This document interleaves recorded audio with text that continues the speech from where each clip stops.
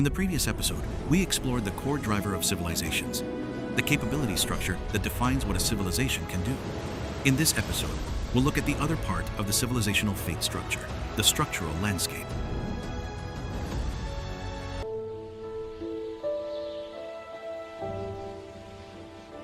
Just as a person may have ability but still needs a stage on which to apply it, a civilization's core driver represents its internal capability structure, but that capability can only be expressed if there is sufficient space to operate. This space is the structural landscape of a civilization. The structural landscape of civilization can be broadly summarized into 5 dimensions. 1. Geographic connectivity. Geographic connectivity can be understood from both internal and external perspectives.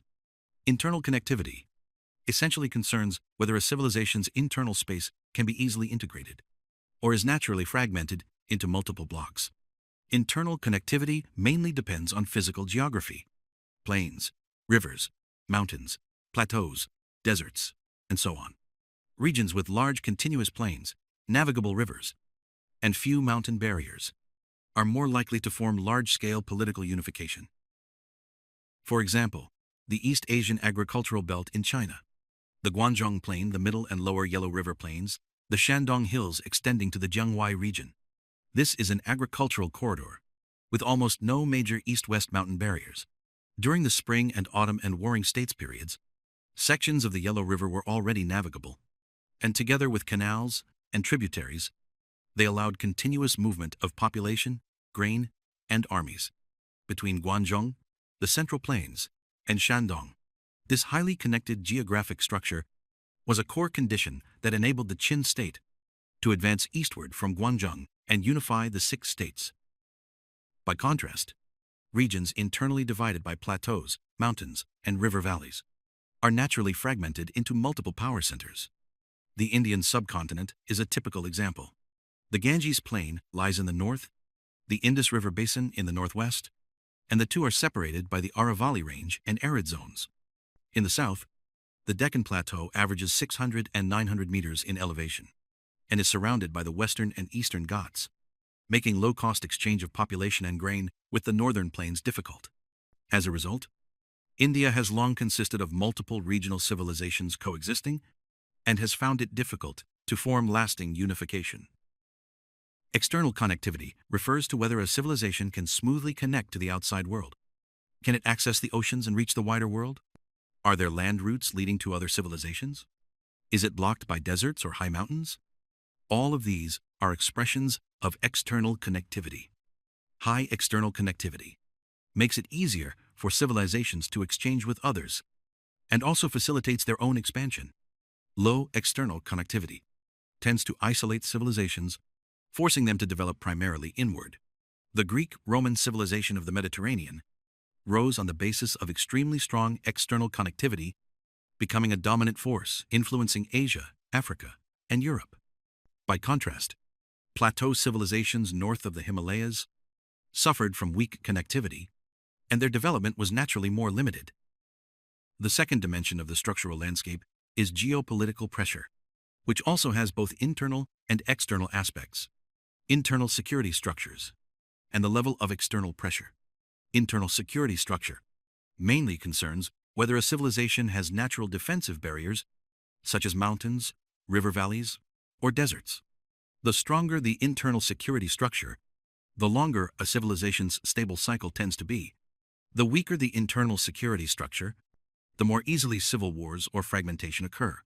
For example, the Guangdong Basin in China is surrounded by mountains on 3 sides, with only the Hanggu Pass as an opening, making it a natural fortress. This is why it was Qin that unified the 6 states, rather than the other states unifying Qin. Egypt, protected by the Sahara Desert and the Red Sea, experienced almost no foreign invasion for nearly 2,000 years. External threat pressure is reflected in whether neighboring powers are strong or weak, whether pressure comes from nomadic incursions or from powerful empires. High external pressure promotes innovation in technology, organization, and military systems. Low external pressure leads to greater stability, but at the cost of diminished incentives for reform, causing civilizational stagnation. Europe long faced simultaneous pressure from Islamic empires and steppe nomads, resulting in intense military stress. This directly gave rise to the gunpowder revolution, fiscal systems, standing armies, and maritime power. By contrast, when surrounding powers were weak, as in Egypt during the Old Kingdom, pressure was low and incentives for reform were limited. But when powerful external forces eventually appeared, such civilizations often became the territory of others. The third dimension of the structural landscape is resources and ecological structure, which forms the fundamental base of a civilization. Only when this base is stable can a civilization develop in a healthy and sustained manner. The amount of arable land, the concentration of grain-producing zones, the quality of irrigation conditions, the abundance of water resources, the diversity of plants and animals, ecological stability, and the ease of extracting metals and energy resources directly determine a civilization's population scale, economic foundation, and long-term sustainability. Each year, the Nile floods stably along roughly 700 kilometers of its course, creating fertile alluvial plains that reliably produce grain, granting ancient Egypt long-term stability. In Mesopotamia, severe soil salinization rapidly reduced land productivity, leading to unstable agricultural output and frequent dynastic turnover. China's Yellow Huaihai Plain is one of the world's largest continuous wheat and millet agricultural regions, capable of supporting high population density and thus giving rise to powerful dynasties such as the Han and Tang. The Eurasian steppe, with unstable rainfall, could not support permanent settlement, leading to cyclical rises and falls of steppe civilizations. The Xiongnu, the Turks, and the Mongols, each dominant for several decades. Resource structure is not an abstract concept. It directly determines the upper limits and stability of a civilization's scale. The fourth dimension of the structural landscape is civilizational adjacency, which determines how much technology, goods, and ideas a civilization can access. A civilization is influenced by those it borders. High adjacency, that is, bordering advanced civilizations, means faster technological diffusion, stronger cultural stimulation, and greater pressure to innovate. But competition drives progress, and pressure is always accompanied by opportunity. By contrast, low adjacency brings less pressure and greater stability, but limited exposure to diverse ideas, cultures, and technologies, resulting in slower development. The Middle East, located at the intersection of Asia, Africa, and Europe, was the fastest region for technological diffusion, where bronze, iron, and writing first appeared. Northern China, long bordering steppe civilizations, faced sustained military pressure, but also absorbed horses, cavalry tactics, and metallurgical technologies, continually improving its military capabilities. Australia, surrounded by oceans and isolated from other continents, had no contact with other civilizations.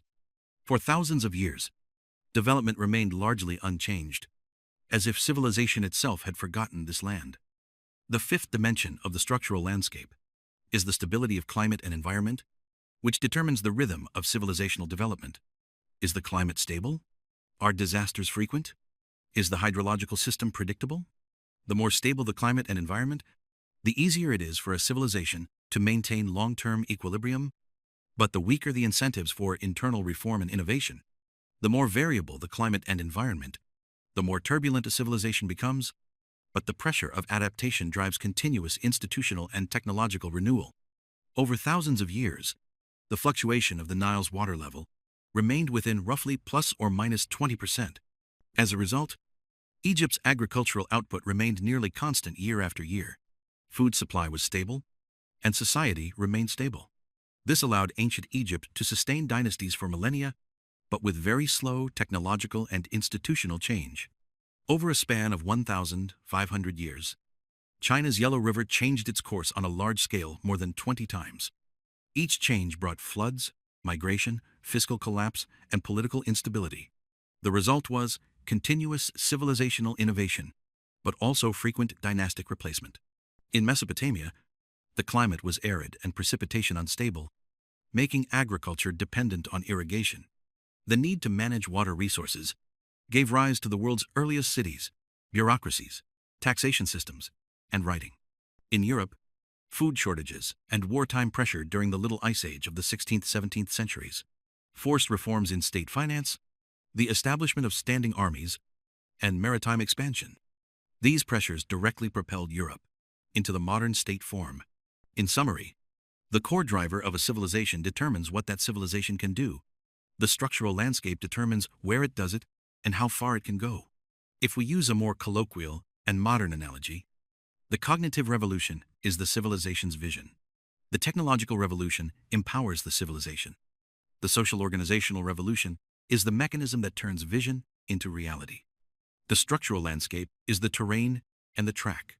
The vision must be sound, the empowerment sufficient, the mechanism stable, and the track appropriate. Only when these four come together does a civilization's true fate take shape. This is Fate Map. View the world through fate. Decode civilizations with maps. In the next episode, we will continue by exploring how the three core drivers interact with the structural landscape and how external contingencies reshape civilizational structures.